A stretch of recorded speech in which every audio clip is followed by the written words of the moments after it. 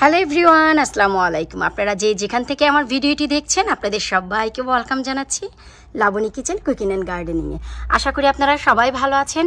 প্রতি বছর আমার গার্ডেনের অজস্র লাউয়ের ফলন, লাউয়ের চাষ এবং লাউয়ের পরিচর্যা আপনারা দেখেছেন, লাউ গাছের। এবছর সবাই জানেন, অনেকেই যারা আমার ভিডিও আবার নতুন করে দেখা শুরু করেছেন, যে আমি পুরোপুরি 1 বছর পর আবার গার্ডেনিংয়ে এসেছি। আর তার পেছনের কারণটি না হয় অন্য সময় বলবো। আজ আমি আমার গার্ডেনের আপডেট দিতে যাচ্ছি। এই যে লাউ গাছটি দেখতে যাচ্ছেন, এখানে আমার 3টি লাউ গাছ আছে। আর এবছর আমি লাউ গাছ লাগাতে পারিনি নিজে। এর আগে আমি সৌরভ ভাইয়ার গার্ডেনের অনেক আপডেট আপনাদের সাথে শেয়ার করেছি। তো সেই ভাইয়া আমাকে 3টি লাউ গাছ এবছর গিফট করেছে। ছোট ছোট ছিল, আমাকে জুলাই মাসের 3 তারিখে সে দিয়েছে। আমি 5 তারিখে আমার গার্ডেনে এনে লাগিয়েছি। তো মাশাল্লাহ 5 সপ্তাহে আমার খাওয়ার মতো 3টি লাউ হয়েছে আলহামদুলিল্লাহ। আমি বলবো একটি হচ্ছে হাজারি লাউ আর দুটি হচ্ছে বটল লাউ। একে আসলে বটল লাউ বলা হয় কেন জানি না, হয়তো বা বটলের মতো গোল বলে। তো যাই হোক, এই যে পটটি ধরে অনেক বড় বিশাল আকারের মনের মানুষ আমাকে দিয়েছে। এই পুরো পটটি ভাইয়ার ছিল। এই পটে মাটিও তার ছিল, পটের ভিতরে 3টি গাছও তার ছিল। তো সে আমাকে এই বছর গাছটি দিয়েছে, যেহেতু আমি গার্ডেনিং আসলে করতে পারিনি কোনো একটি কারণে। তো আমি নিচে অনেক পাতা ছাঁটাই করে দিয়েছি। আপনারা অনেকেই জানেন লাউ গাছের অনেক যত্ন নিতে হয়, তো আমি খুব একটি সময় দিতে পারিনি। তারপরে এই যে দেখুন ডগাগুলো একেবারে বের হয়ে আছে, আমি ছাঁটাই করে দিয়েছি আর নতুন করে কিছু কম্পোস্ট মাটিও দিয়ে দিয়েছি। তো গত 5 সপ্তাহ যাবত আমি যতটা পারছি আসলে পরিচর্যা করছি, কিন্তু আমাদের এখানে অনেক অনেক অনেক গরম যাচ্ছে। যদিও লাউ গরমের গাছ, গরমে দেখুন এই যে লাউয়ের পাতাগুলো একেবারে পুড়ে গেছে। আর আমি এবছর তেমন যত্ন করতে পারছি না, কোনো নিম অয়েলও দিচ্ছি না, কোনো বাককিলারও দিচ্ছি না, কোনো খাদ্য সার কিছুই ব্যবহার করিনি। দেখুন লাউ গাছ কিন্তু তেমন বাড়েনি। আসলে যত্ন না পেলে কখনোই রত্ন আপনাকে দেবে না। এই যে দেখুন আমি এভাবেই রেখে দিয়েছি। 3টি গাছ অনুযায়ী কিন্তু মাচা একেবারেই ভরে যাওয়ার কথা ছিল। আর ওয়েদার অনেক বেশি গরম যাচ্ছে। আমি যেখানে আছি সেখানে 37-38 যাচ্ছে। বেসিক্যালি অনেক কম হওয়ার কথা ছিল, কিন্তু গরমের তাপমাত্রা অনেক বেশি। গরমেও আসলে গাছ অনেক বেশি বাড়ার কথা ছিল, কিন্তু তেমন বাড়েনি।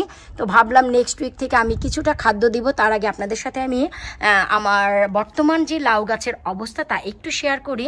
এতে করে আপনাদের জন্য অনেকটাই ইজি হবে পরবর্তী ভিডিওগুলো দেখলে যে সফলতাটা কেমন। এই যে দেখুন আমার এই লাউ গাছটি কিন্তু বাগে খেয়েছে।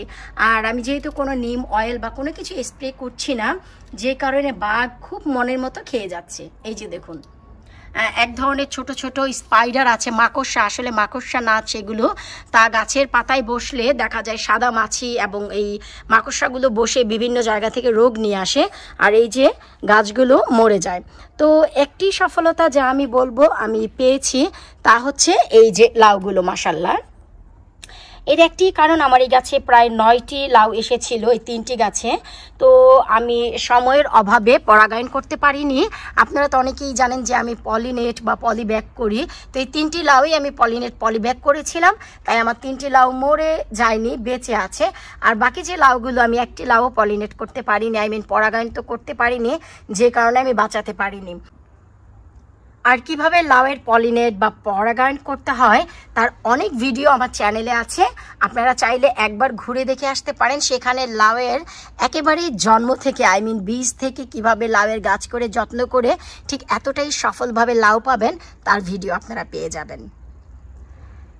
আজকে আমার এই ভিডিওটি দেওয়ার উদ্দেশ্য একেবারে নতুনদের জন্য, যারা গাছ করছেন কিন্তু ফলন পাচ্ছেন না, খুব টেনশনে আছেন। টেনশনের কিছুই নেই। দেখুন আমারও গাছ পুরো মাচা কিন্তু আমার একেবারেই খালি। যারা জানেন যে আমার এই পুরো মাচা লাউ গাছ দিয়ে ভরে যায়, আমার গত বছরের লাউয়ের ভিডিও দেখলে বুঝতে পারবেন। শুধু এই মাচা নয়, আমার কিন্তু এখানে অনেক বড় বিশাল আকারের মাচা, এবং সাথে এই যে সাইডে মাচা, এই মাচাটিও আমার ভরে যায়। এমনকি এই যে পাশের মাচা এখানেও কিন্তু চলে আসে। এই যে গত বছর আমার এই পাশে একটি লাউ ছিল, এই যে পলিথিনটি ঝুলানো দেখছেন, আমার কিন্তু একটি লাউ এই পলিথিন দিয়ে বাঁধা ছিল। এখান থেকে আমি শেষ সামারের লাউটি তুলেছিলাম, পলিথিনটি তোলা হয়নি। আর এবছর জানি না কেন লাউ গাছ বাড়ছে না এবং বাড়ছেও না। অনেক বেশি গরমের কারণে কিনা তাও জানি না, আর কোনো খাদ্য এখনও দেওয়া হয়নি। আমি এখনও পর্যন্ত কোনো প্রকারের সার এতে ব্যবহার করিনি। আপনারা সবাই জানেন আমি ঘরে বানানো জৈব সার ব্যবহার করি, যার অনেক ভিডিও আমার চ্যানেলে আছে, আপনারা চাইলে একবার দেখে আসতে পারেন। আর সব থেকে যে ব্যাটার হয়, এই যে পাতাগুলো পড়ে গেছে এই পাতাগুলোকে কেটে ফেলতে হবে। যে পাতাগুলোতে বাঘ ধরেছে এই পাতাগুলো কেটে মাটির নিচে দিয়ে দিতে হবে, তাহলে কিন্তু লাউ গাছ বাড়বে।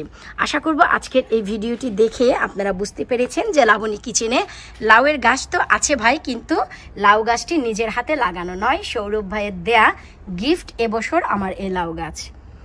কিন্তু লাউ এসেছে এইটুকু বলতে পারি, লাউ আমি সৌরভ ভাইয়ের সাথে শেয়ার তো জীবনেই করব না, একা একাই খাবো।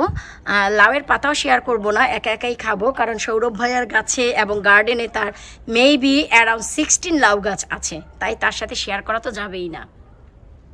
আশা করব আজকের এই ভিডিও আপনাদের ভালো লেগেছে। পরবর্তী ভিডিও দেখার অবশ্যই আমন্ত্রণ জানাচ্ছি, কারণ এইটুকু বলতে পারি যে আগামী 2 থেকে 3 সপ্তাহ পর এই পুরো মাচাটি আমার লাউয়ের ডগা পাতা দিয়ে ভরে যাবে। কিভাবে তার সফলতা তার আপডেট নিয়ে আসবো পরবর্তী ভিডিওতে। যারা চ্যানেলটি সাবস্ক্রাইব করেননি অবশ্যই চ্যানেলটি ঝটপট সাবস্ক্রাইব করে ফেলুন, এতে করে পরবর্তী ভিডিওটি আপনারাও দেখতে পাবেন। বিদায় নিচ্ছি আজকের মতো, আল্লাহ হাফেজ।